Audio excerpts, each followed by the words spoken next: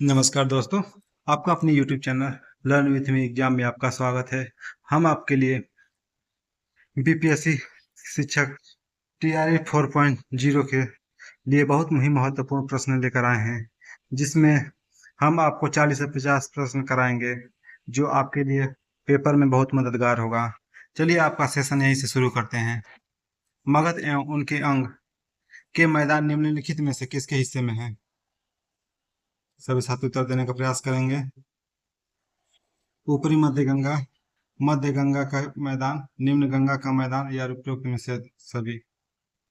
इसका option number दूसरा सही होगा, मध्य गंगा का मैदान। हम इस सीरीज को बहुत तेजी से साथ पढ़ेंगे। इसकी व्याख्या नीचे दिया गया है।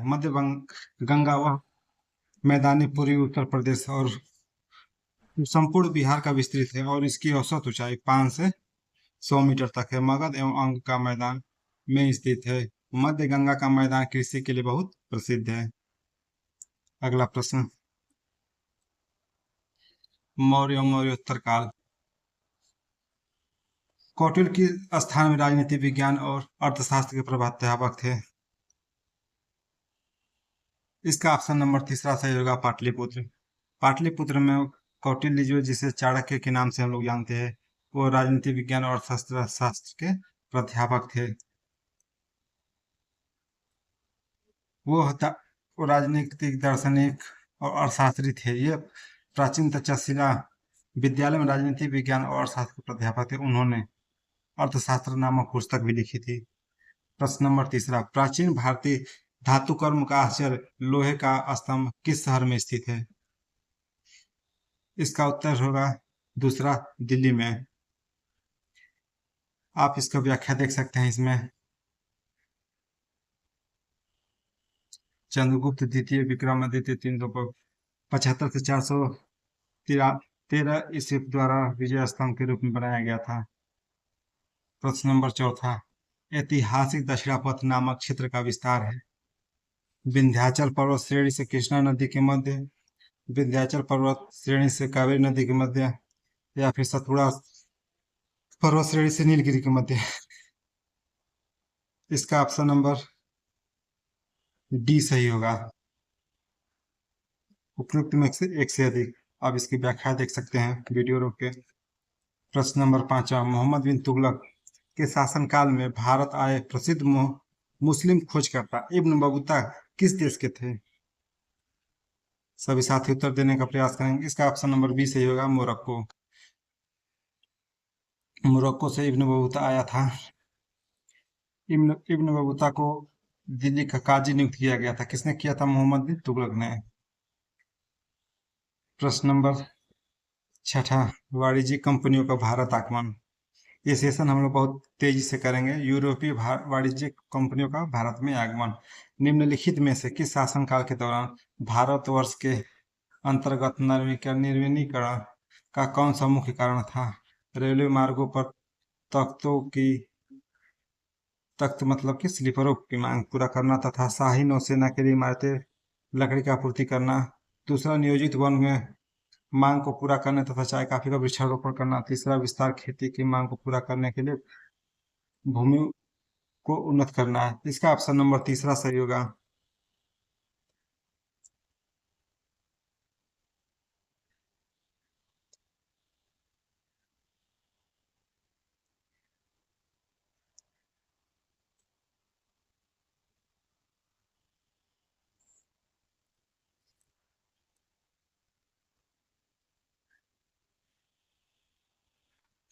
अगला प्रश्न, निम्नलिखित में से ब्रिटिश शासन के दौरान भारतवर्ष के अंतर्गत निर्विनीकरण का कौन सा मुख्य कारण था?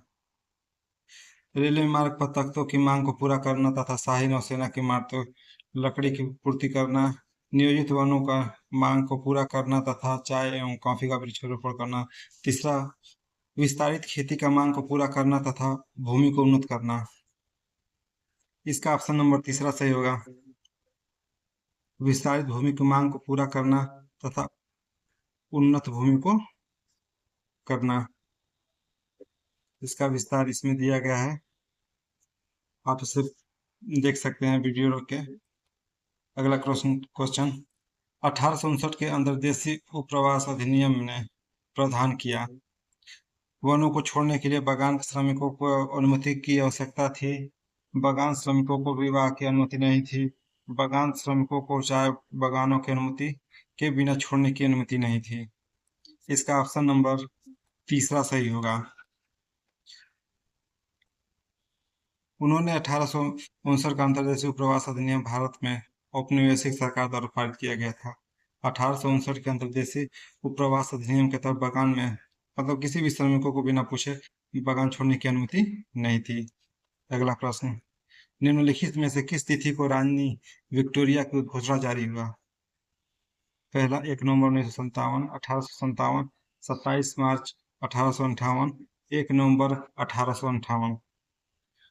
इसका ऑप्शन नंबर देकर उत्तर देने का प्रयास करेंगे। इसका ऑप्शन नंबर तीसरा सही होगा, 1 नवंबर 1858। अगला प्रश्न,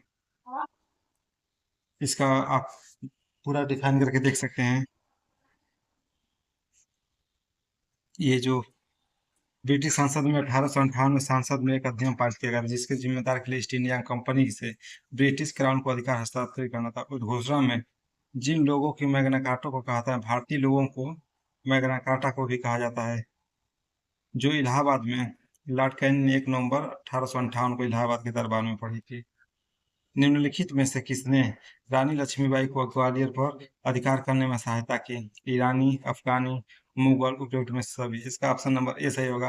अफगान के लोगों ने रानी लक्ष्मीबाई को ग्वालियर पर अधिकार करने के लिए साथ दिया था। इसमें रानी लक्ष्मीबाई ने अधिकार किया था। अफगानों ने इसकी सहायता की रानी लक्ष्मीबाई की 1857 में फिरंगियों से लोहा लेने के लिए बाबा नवाब अली बहादुर द्वितीय को अपना भाई मानती थी और इन्हीं को उस पत्र के साथ राखी भेजकर लाज रखने को कहा। बंदा व नवाब ने 10,000 सैनिक के साथ झांसी लड़ने पहुंच गए। 1857 के विद्रोह को किसने किसने पहली बार स्वतंत्रता संग्राम की भारतीय स्वतंत्रता संग्राम की रूप में वर्णित किया था? पहला बीडी सावरकर, दूसरा बाल गंगाधर तिलक, तीसरा सी आर मजूमदार, उपयुक्त में से सभी। इसका ऑप्शन नंबर पहला सही होगा, बीडी सावरकर। इसका ये देखिए, अब बीपीएससी 2.0 में पूछा है। अब बीपीएससी स्कूल टीचर में 2023 में 2 बार पूछ चुका है ये। आप इसे व्याख्या इस पे देख सकते हैं वीडियो रोक के। कम समय होने की वजह से हम आपको तेजी से पढ़ा रहे हैं। अगला प्रश्न है, किस सैन्य अधिकारी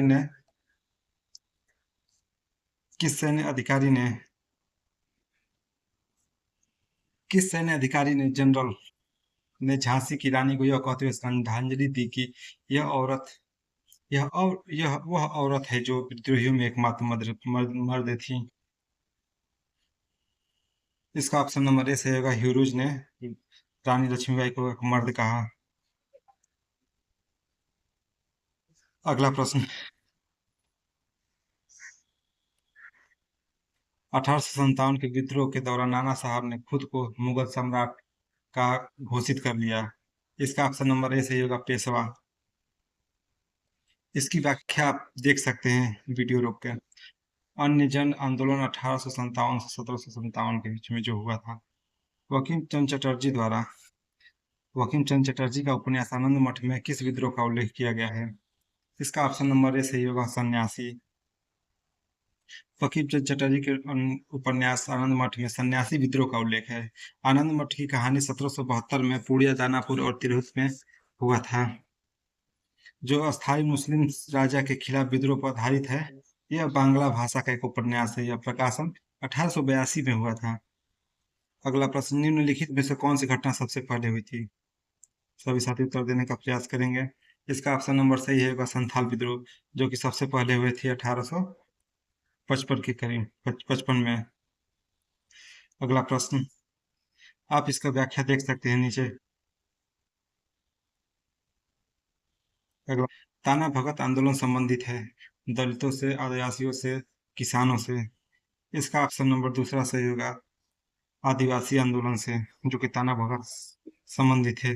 ताना भगत आंदोलन एक आदिवासी आंदोलन था जो 1914 से 1920 के में झारखंड के छोटा नागपुर में हुआ था। इसके नेता जतरा उराव थे। अगला प्रश्न, किसके नेतृत्व में संथाल विद्रोह हुआ था? राजकुमार शुक्ल के, या फिर एस एन सिन्हा के, या सरस्वती दयानंद सरस्वती, या उपयुक्त में से सभी? सभी साथी उत्तर देने का प्रयास करेंगे।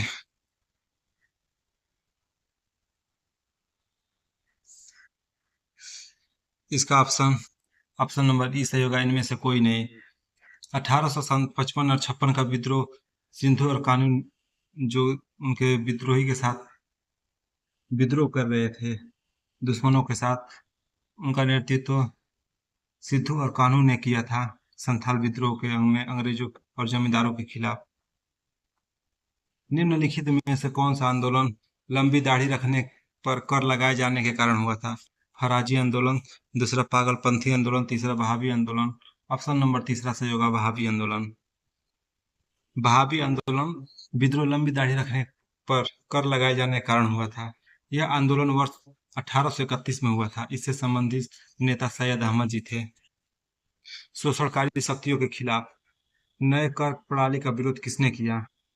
इसका ऑप्शन नंबर बी सही होगा, 1855-56 में बिहार के संथाल ले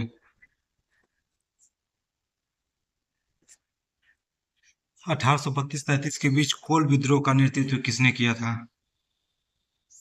नारायण राव, सिंधु राव, कानू, देव नारायण, या उपयुक्त में से सभी, या कोई नहीं? इसमें से ऑप्शन नंबर ई सही होगा, उपयुक्त में से किसी ने भी नहीं। आप इसकी व्याख्या देख सकते हैं नीचे। भारत में शिक्षा का विकास 1817 में कलकत्ता में हिंदू कॉलेज की स्थापना किसने किया? सभी साथी उत्तर देने का प्रयास करेंगे। कलकत्ता में हिंदू कॉलेज की स्थापना 1817 में डेविड हेयर ने किया था।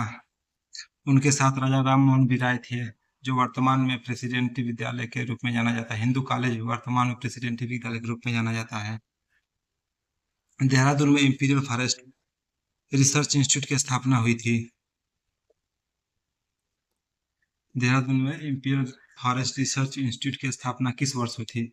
इसका ऑप्शन नंबर ए सही होगा, 1906 में हुआ था देहरादून में इंपीरियल फॉरेस्ट की। भारत के सर्वेक्षण विभाग की स्थापना किस वर्ष हुई थी?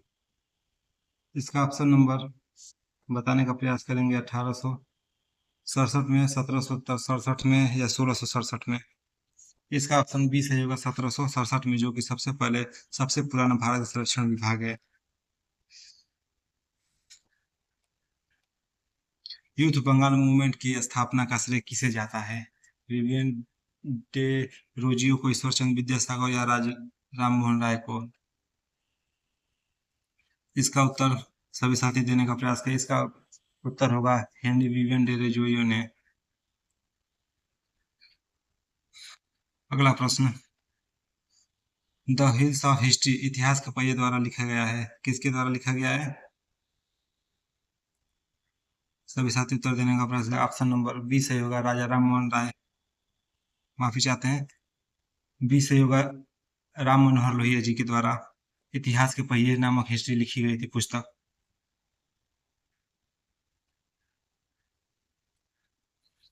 गीता रहस्य लोकमान्य तिलक ने लिखा था। बाल गंगाधर लोकमान्य तिलक ने पिजन डायरी 1975 में जयप्रकाश नारायण द्वारा लिखा गया था।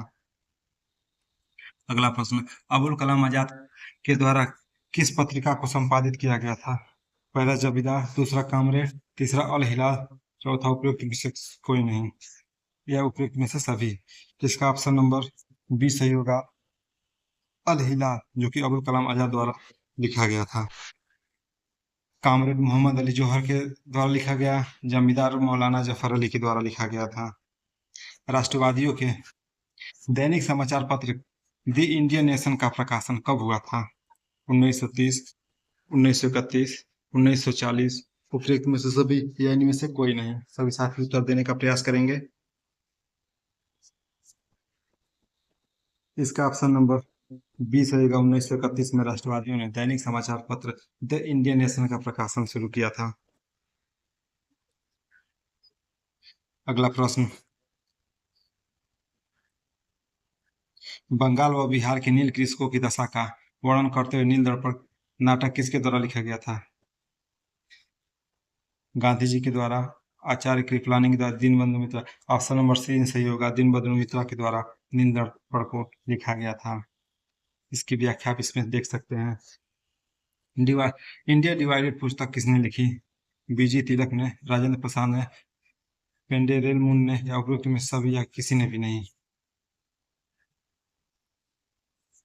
प्रश्न नंबर 28 का सभी साथी उत्तर देने का प्रयास करेंगे। इसका ऑप्शन नंबर बी सही होगा। डॉक्टर राजेंद्र प्रसाद ने इंडिया डिवाइडेड नामक पुस्तक लिखी थी। आप इसकी व्याख्या देख सकते हैं, जो कि प्रथम राष्ट्रपति भी बनाए गए थे। यंग इंडिया पत्रिका का संपादन किसने किया? महात्मा गांधी ने, श्रीमती एनी बेसेंट ने, मोतीलाल ने, या फिर उपयुक्त सभी ने, या किसी ने भी नहीं। यंग इंडिया पत्रिका का संपादन महात्मा गांधी ने किया था। आप इसकी व्याख्या देख सकते हैं। होमकार हिंदी साप्ताहिक पत्रिका के प्रकाशन से कौन संबंधित है? यमुना काजी या राहुल सांकृत्यायन, सहजानंद सरस्वती, उपयुक्त में सभी, या इनमें से कोई नहीं। इसका ऑप्शन नंबर डी सही होगा, उपयुक्त में से सभी लोगों ने होमकार हिंदी साप्ताहिक पत्रिका में प्रयोग किया था। आप इसकी व्याख्या देख सकते हैं नीचे। Pakistan or the partition of India किसने लिखा था? मोहम्मद इकबाल ने, मोहम्मद अली जिन्ना ने, डॉक्टर अम्बेडकर भीमराव जी ने, या उपयुक्त सभी, या इनमें से कोई नहीं। इसका ऑप्शन नंबर सी सही होगा, डॉक्टर भीमराव अम्बेडकर जी ने पाकिस्तान द पार्टीशन लिखी थी। आप इसकी व्याख्या नीचे देख सकते हैं। Biography of Kunwar Singh and Amar Singh के लेखक कौन है? M.N. राव, काली किंकर दत्त, जवाहरलाल नेहरू। इसका ऑप्शन नंबर बी सही होगा, काली किंकर दत्त, जिन्होंने biography of Kunwar Singh and Amar Singh के लेखक हैं। इसकी व्याख्या आप नीचे देख सकते हैं। निम्न में से कौन न्यू इंडिया समाचार पत्र से संबंधित थे? पहला महात्मा गांधी, दूसरा एनी बेसेंट, तीसरा सुरेंद्रनाथ बनर्जी, चौथा उपयुक्त में से अधिक। न्यू इंडिया एक यंग इंडिया जिसने जो महात्मा गांधी लिखा था, और न्यू इंडिया जो लिखे थे। सभी साथी उत्तर देने का प्रयास करेंगे। ये है बीपीएससी 2023 में सेकेंड पेपर की सीट में दिया है न्यू इंडिया, एनी बेसेंट ने दिया है, और जबकि यंग इंडिया महात्मा गांधी ने दिया है। आप इसकी व्याख्या नीचे देख सकते हैं। पुस्तक the beautiful tree indigenous Indian education in the 18th century किसने लिखी? धर्मपाल, तिलक, गांधी जी, उपयुक्त में से एक से अधिक, या किसी ने भी नहीं। इसका उत्तर आप सभी साथी देने का प्रयास करेंगे। इसका सभी साथी उत्तर देने का प्रयास करेंगे। ऑप्शन नंबर ए सही होगा, धर्मपाल, जो कि the beautiful tree indigenous India education in the 18th century लिखी थी धर्मपाल जी ने। अगला प्रश्न, मॉन्टेस्क्यू ने सरकार के अंतर्गत विधायिका, कार्यपालिका और न्यायपालिका के मध्य शक्तियों का विभाजन निम्नलिखित में से अपनी किस पुस्तक में प्रस्तावित किया था? इसका ऑप्शन नंबर ए सही होगा, the spirit of the laws, जबकि ये नीचे के दोनों उन्हीं से संबंधित, उन्हीं ने लिखा था। लेकिन द स्पिरिट ऑफ लॉ में मॉन्टेस्क्यू जी ने विधायिका, कार्यपालिका और न्यायपालिका के मध्य शक्तियों का विभाजन किया था। अगला प्रश्न, Mahatma Gandhi and Bihar some reminiscences पुस्तक लेखक हैं? सैयद अली जहीर, डॉक्टर राजेंद्र प्रसाद, जीवतराम भगवान दास कृपलानी। इसका उत्तर देने का सभी साथी प्रयास करेंगे। ATRE 2.0 में पूछा है पहला पेपर में, और बीपीएससी टीचर 2023 में पूछा है फर्स्ट शिफ्ट में। इसका ऑप्शन नंबर बी सही होगा, डॉक्टर राजेंद्र प्रसाद।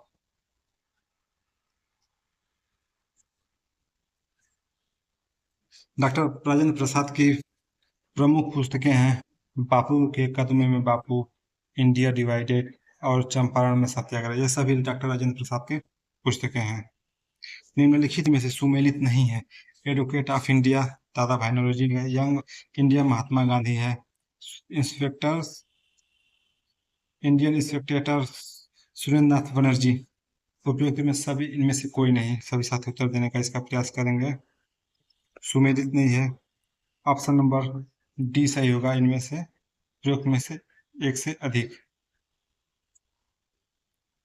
अगला प्रश्न,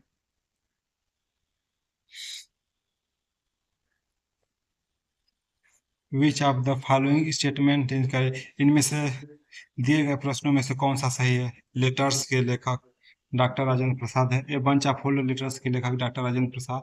या व्यक्तिगत सत्याग्रह के ब्रह्मदत्त दूसरे सत्याग्रही थे। सुभाष चंद्र बोस ने द स्ट्रगल का लेखन किया, द इंडियन स्ट्रगल का लेखन किया। यही ऑप्शन सही लग रहा है। ऑप्शन नंबर सी सही होगा, सुभाष चंद्र बोस ने जो लिखा है, इंडियन स्ट्रगल का लेखन किया।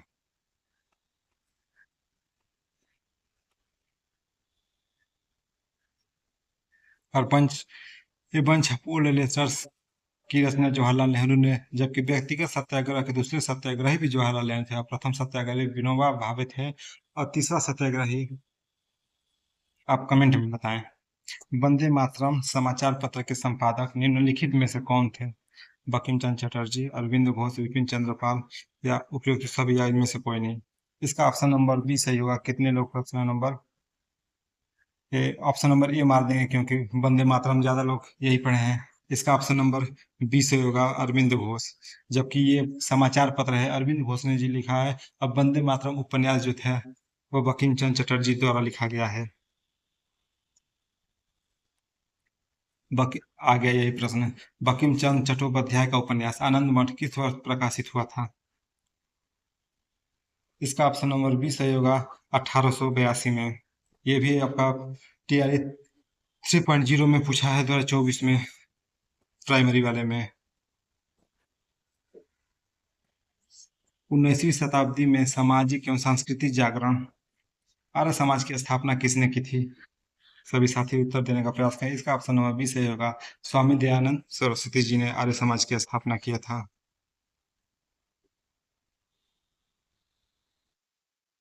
अगला प्रश्न, आर्य समाज की स्थापना किसने की। स्वामी विवेकानंद, स्वामी दयानंद सरस्वती, अरविंद घोष, उपयुक्त में से सभी या इसमें से कोई नहीं। इसका ऑप्शन नंबर बी सही होगा, स्वामी दयानंद सरस्वती जिन्होंने आर्य समाज की स्थापना किया था। सन 1875 में स्वामी दयानंद सरस्वती ने बंबई में आर्य समाज की स्थापना की, जिसका मुख्य उद्देश्य प्राचीन वैदिक धर्म की शुद्ध रूप में पुनः स्थापना करना। सन 1877 में लाहौर में आर्य समाज की मुख्यालय स्थापित हुआ। अगला प्रश्न, भारत में सेल्फ रिस्पेक्ट मूवमेंट किसने प्रारंभ किया था। ज्योतिबा फुले, नारायण स्वामी, भीमराव अम्बेडकर जी या उपयुक्त में सभी या इनमें से कोई नहीं। इसका ऑप्शन नंबर ई सही होगा, इनमें से कोई नहीं। अगला प्रश्न, आप इसका उत्तर भी देख सकते हैं। जबकि ज्योतिबा फुले ने सत्यशोधक समाज की स्थापना की थी 1873 में।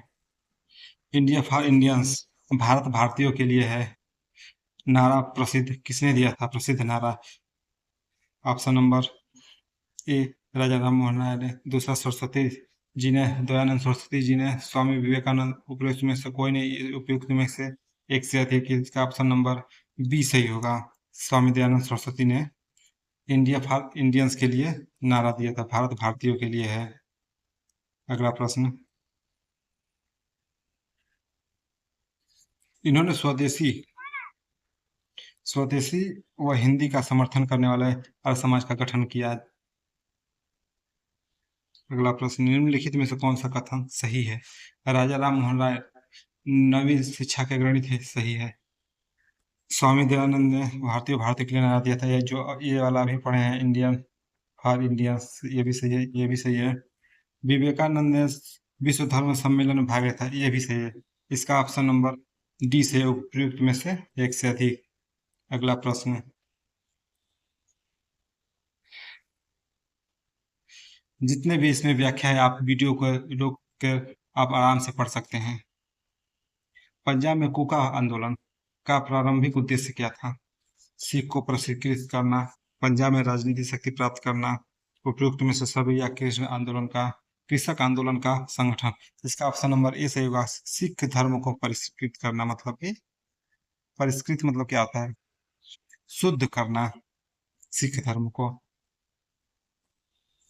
कुका आंदोलन का उद्देश्य था कि सिख धर्म को फिल्टर का मतलब शुद्ध करना था। कुका पंजाब में एक धार्मिक राजनीतिक आंदोलन था। कुका मुख्य रूप से सिख धर्म का हिस्सा नहीं थे। लोगों में एकजुटता करने के लिए सतगुरु राम जी ने 12 अप्रैल 1872 को कुका आंदोलन शुरू किया। नव भारत जागरण का पैगंबर किसे कहा जाता है? इसका ऑप्शन नंबर उत्तर देने का प्रयास करें। ऑप्शन नंबर 1 राजा राम मोहन राय, दूसरा दयानंद सरस्वती, तीसरा दादा भनरजू, तीसरा उपयुक्त सभी। इसका ऑप्शन नंबर ए सही होगा। राजा राम मोहन राय को नव जागरण का पैगंबर कहा जाता है। राजा राम मोहन राय को नव भारत का पैगंबर कहा जाता है क्योंकि ये भारतीयों में राजनीतिक चेतना उत्पन्न करने वाले पहले व्यक्ति थे। इनका उद्देश्य पूर्ति करने के लिए 1828 में इन्होंने ब्रह्म समाज की स्थापना की तथा उनके अनुयायियों के द्वारा 1836 में बंग भाषा का प्रकाशन सभा नामक संस्थाओं की स्थापना की। अगला प्रश्न, किस वर्ष ऑल इंडिया वुमेन्स कॉन्फ्रेंस की स्थापना की गई? 1923 में, 1925 में, 1927 में। सभी साथी उत्तर देने का प्रयास करेंगे। ऑप्शन नंबर सी सही होगा। 1927 में ऑल इंडिया वुमेन्स कॉन्फ्रेंस की स्थापना की गई। अखिल भारतीय महिला सम्मेलन की स्थापना की गई। आज इसका व्याख्या देख सकते हैं वीडियो में। अखिल भारतीय हरिजन संघ की स्थापना 1932 में किसके द्वारा की गई थी? इसका ऑप्शन नंबर आप बताने का प्रयास करेंगे। भीमराव अंबेडकर जी, जगजीवन राम, महात्मा गांधी, उपरोक्त में सभी या इनमें से कोई नहीं। इसका ऑप्शन नंबर उत्तर देने का प्रयास करेंगे। इसका ऑप्शन नंबर सी सही होगा। महात्मा गांधी जी ने अखिल भारतीय हरिजन संघ का स्थापना किया। महात्मा गांधी 30 सितंबर 1932 को अखिल भारतीय हरिजन सेवा संघ की स्थापना की। आप पूरा व्याख्या वीडियो को रोककर देख सकते हैं।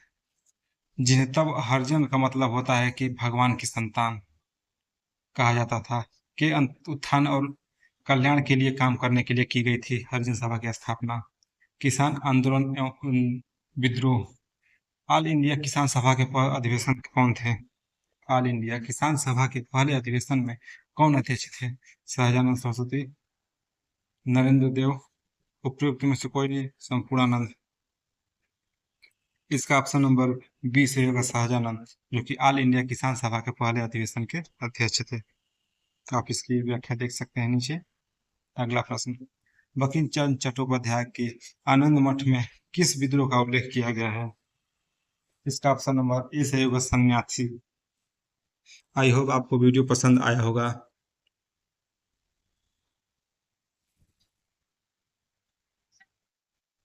हम आशा करते हैं कि ये वीडियो आपके परीक्षा में बहुत मददगार हो। आप इसी तरह रोजाना पढ़ते रहें और अपने पढ़ाई को आगे बढ़ाते रहें। आप अपने इस वीडियो को शेयर करना ना भूलें। तब तक के लिए हमारे साथ बने रहें। धन्यवाद।